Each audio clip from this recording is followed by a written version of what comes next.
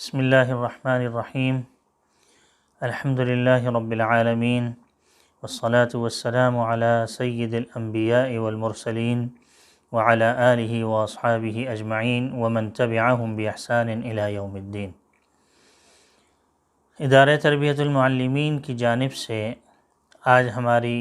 اس نشست کا موضوع ہے کہ جیسے غلطی ویسے ہی اس کا ازالہ کرنا چاہیے۔ اس سے پہلی جو نشست تھی اس میں ہم نے یہ بات بیان کی تھی کہ اگر کسی وقت استاد سے کسی معاملے میں سمجھنے میں سمجھانے میں کسی قسم کی کوئی غلطی واقع ہو جائے تو فوراً اس غلطی کو دور کرنا چاہیے، اور غلطی کا ہو جانا یہ کوئی معیوب بات نہیں ہے۔ در حقیقت استاد نہ کوئی مجتہد ہے اور نہ ہی کوئی اپنی طرف سے کوئی باتیں وہ کرتا ہے۔ وہ استاد کی جو حیثیت ہے وہ ایک ناقل کی سی حیثیت ہے، اور ناقل سے کبھی کبھی کسی معاملے میں نقل کرنے میں معاملہ آگے پیچھے ہو جاتا ہے۔ انسان ہے اور انسان سے ہی غلطی واقع ہوتی ہے، اس میں کسی قسم کا کوئی جو ہے وہ عیب کی بات نہیں ہے، کوئی نقص کی بات نہیں ہے۔ ہاں، یہ نہیں ہونا چاہیے کہ بہت زیادہ یہ کثرت کے ساتھ ہو رہا ہو، اس کا علاج کرنا چاہیے، اس کی طرف غور و فکر کرنا چاہیے۔ لیکن کبھی اگر کوئی ایسا واقعہ سامنے آ جائے، کوئی بات ایسی سامنے آ جائے تو اس کو غلطی جو ہے اس کو دور کرنا چاہیے۔ صحابہ کرام رضی اللہ تعالی عنہم اجمعین اور ہمارے اکابرین جتنے بھی اساتذہ اور جتنے بھی سلف صالحین ہیں ان سے رجوع کرنا ثابت ہے، اور بہت زیادہ مسائل میں بھی اور اپنی غلطیوں کے اعتبار سے بھی اور اپنی اصلاح کے اعتبار سے بھی وہ الحمدللہ کسی قسم کا بھی کوئی ایسی عار محسوس نہیں فرماتے تھے، اور وہ اپنی غلطی کا ازالہ فرمایا کرتے تھے۔ تو آج ہم بھی اسی کی تکمیل کی طرف آئیں گے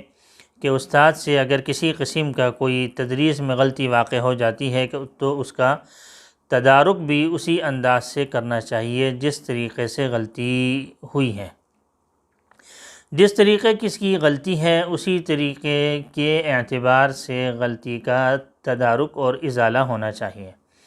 دیکھیے، اگر کوئی طالب علم ہے ایسا جو کہ جس نے فرد واحد کی حیثیت سے آ کے استاد سے کوئی سبق کا کوئی معاملہ، کوئی مسئلہ، کوئی وضاحت طلب کی اور استاد نے اس کو سمجھا دیا، اس ایک آدمی کے سمجھنے کے اعتبار سے استاد نے اگر کسی بات میں کوئی اس سے غلطی سرزد ہو جاتی ہے یا کوئی اور معاملہ سامنے آ جاتا ہے کہ کوئی وضاحت میں کوئی کمی رہ جاتی ہے تو اس کا ازالہ اسی کو بلا کر پورا کیا جا سکتا ہے۔ اس غلطی کا تدارک اس طالب علم کو بلا کر کیا جا سکتا ہے اور اس کو سمجھا دیا جا سکتا ہے کہ بھئی سبق کی تشریح ایسے نہیں، سبق کی تقریر ایسے ہے۔ اور اگر خدا نخواستہ معاملہ اس طریقے سے ہوا کہ درسگاہ کے اندر پورے طلبہ کے سامنے اگر استاد سے کوئی ایسی بات واقع ہو جاتی ہے جو کہ غلطی ہے اور غلط سمجھنے اور سمجھنے میں، تو فوراً سب کے سامنے کہہ دینا چاہیے کہ سبق کی تقریر میں اس بات کی کمی رہ گئی ہے، یا سبق کی تقریر میں یہ بات میں آپ کو صحیح نہیں سمجھا سکا، سبق کی تقریر یہ نہیں ہے، سبق کا مسئلہ یہ نہیں ہے، جو غلطی واقع ہو گئی ہے اس کو بتا کے اس کو درست کر لیا جائے۔ جیسی غلطی ہوئی ہے، جس اعتبار سے ہوئی ہے، جس حیثیت سے ہوئی ہے، جن شخصیات کے سامنے ہوئی ہے، جن طلبہ کے سامنے ہوئی ہے، انہی کے اعتبار سے اس غلطی کا تدارک کرنا چاہیے۔ اور اگر خدا نخواستہ اس سے بڑھ کر اگر کسی مجمع میں غلطی ہو جائے، کوئی بات ایسی ہو جائے جو کہ نہیں ہونی چاہیے، تو پھر اس غلطی کا تدارک بھی ایسا ہی ہونا چاہیے۔ آج کل ویسے جیسا کہ سوشل میڈیا کا دور ہے اور میڈیا بہت تیزی کے ساتھ، بہت وسعت کے ساتھ جو ہے وہ چل رہا ہے، اس اعتبار سے اگر ہم دیکھیں تو اس میں بھی اگر کسی قسم کی کوئی غلطی ہو جاتی ہے تو اس غلطی کا ازالہ بھی اور اس کا تدارک بھی اسی انداز سے ہونا چاہیے کہ جس طریقے سے وہ ہماری میڈیا کے اوپر وہ ہماری غلطی یا ہماری اسپیچ یا ہماری تقریر یا ہمارا جو بیان ہے یا جو سبق کا ہمارا جو عنوان ہے یا سبق کی جو تقریر ہے، جس اعتبار سے بھی وہ گئی ہے اسی اعتبار سے، اسی حیثیت سے، اسی لیول پر جو ہے ہماری غلطی کا ازالہ ہونا چاہیے۔ اور استاد سے اگر سبق کے اندر یہ بات سامنے آ جائے تو جیسا کہ میں نے پہلے بھی عرض کیا کہ یہ کوئی بڑے عیب کی بات نہیں ہوا کرتی، ہرگز یہ استاد کی کوئی توہین کی بات نہیں ہے، اور یہ نہیں سوچنا چاہیے کہ طلباء کے سامنے میری بات کیا رہ جائے گی۔ یہ تمام چیزیں ایسی ہیں کہ جو کہ غلط بیانی اور غلط شریعت کی بات کو نقل کر دینے والے گناہ سے بہت کم تر ہیں۔ اس سلسلے میں کسی قسم کا کوئی سوچ و بچار کیے بغیر اپنی غلطی کو بیان کرتے ہوئے اس کی اصلاح کرنی چاہیے۔ اس کے علاوہ کوشش یہ ہونی چاہیے ہمیشہ کہ ہمیشہ سمجھنے میں، سبق کی تیاری میں، سبق کے مطالعے میں، سبق کو سمجھانے کے اعتبار سے اور ہر اعتبار سے کسی قسم کی کوئی بھی غلطی واقع نہیں ہونی چاہیے۔ ہاں اگر بہت زیادہ غلطیاں واقع ہو رہی ہوں تو اس چیز کو دیکھنا چاہیے کہ اس کی کیا وجوہات ہیں۔ دیکھیں، سمجھنے کے اعتبار سے، اگر سمجھنے کے اعتبار سے کوئی مسئلہ آ رہا ہو تو پہلے تو خود اپنی اس غلطی کو دور کرنا چاہیے کہ استاد کی اپنی ذاتی حیثیت سے ہے، تو یہ سمجھنے کے اعتبار سے غلطی کیوں واقع ہو رہی ہے۔ اس لیے اگر کوئی محنت میں کمی ہے، کوئی مطالعے میں کمی ہے، سبق کی تیاری میں کمی ہے، یا دماغی اعتبار سے کوئی کمی واقع ہو رہی ہے، تو اس کا ازالہ اور اس غلطی کو دور کرنا ضروری ہونا چاہیے۔ اور پھر دوسری بات یہ ہے کہ سمجھانے کے اعتبار سے اگر کوئی غلطی ہو رہی ہے تو اس غلطی کو بھی دیکھنا چاہیے کہ سمجھانے میں کس قسم کی غلطیاں واقع ہو رہی ہیں اور اس کے اسباب کیا ہیں۔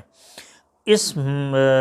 اسباب کی طرف متوجہ ہونا چاہیے اور ان اسباب کو ختم کرنا چاہیے۔ بار بار غلطی ہو جانا، بار بار غلط باتیں سامنے آ جانا، بار بار جو ہے وہ سبق کی تقریر کو غلط بتا دینا، سبق کتاب کی بات کو غلط بتا دینا، یہ تمام چیزیں ایسی ہوا کرتی ہیں کہ جو کہ اپنی غلطی کی سنگینی کو مزید بڑھا دیتی ہیں۔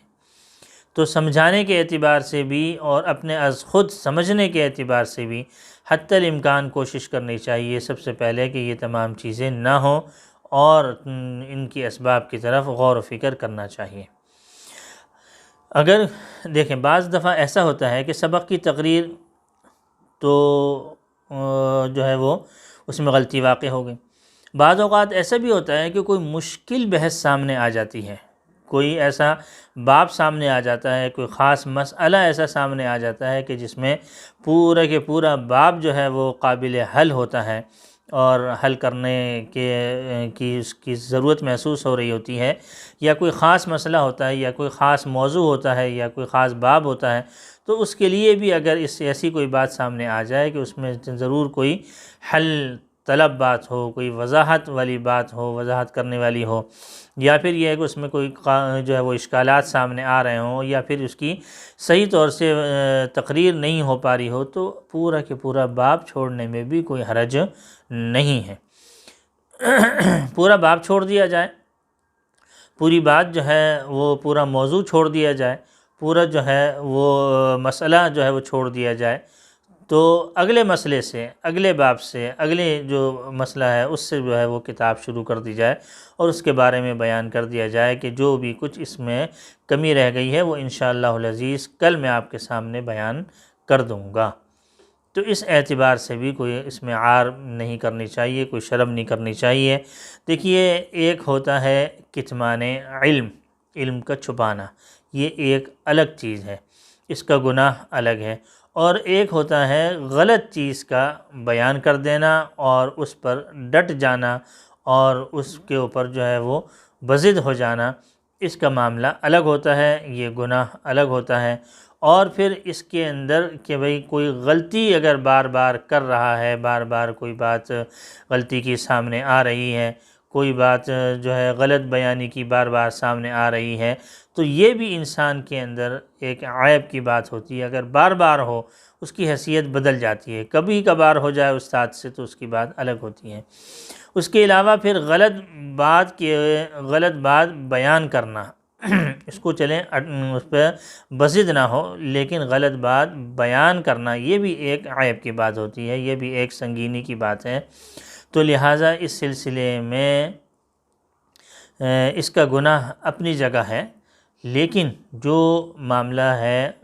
غلط بات کا اور پھر غلط بات بیان کر کے خاموش رہ جانا اور غلط علم کا پھیلانا اور غلط بات کو نقل کرنا، اس کا بھی الگ ایک گناہ ہے۔ ان تمام چیزوں کو ایک طرف رکھ دیا جائے، اس کی سنگینی بہت زیادہ ہوتی ہے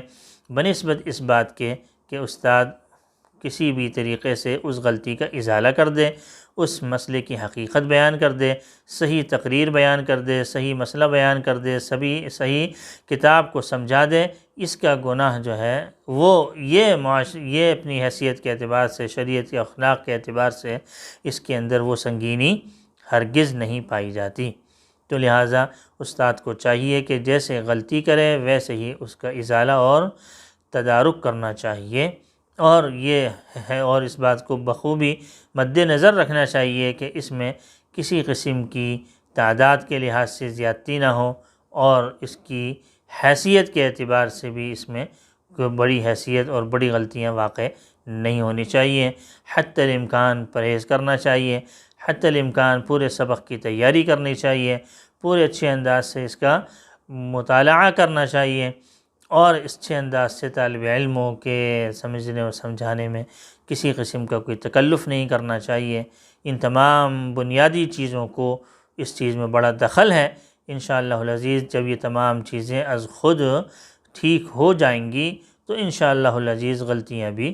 کم واقع ہوں گی، بلکہ انشاءاللہ اس میں بہت ہی زیادہ احتیاط سے کام لیا جائے گا۔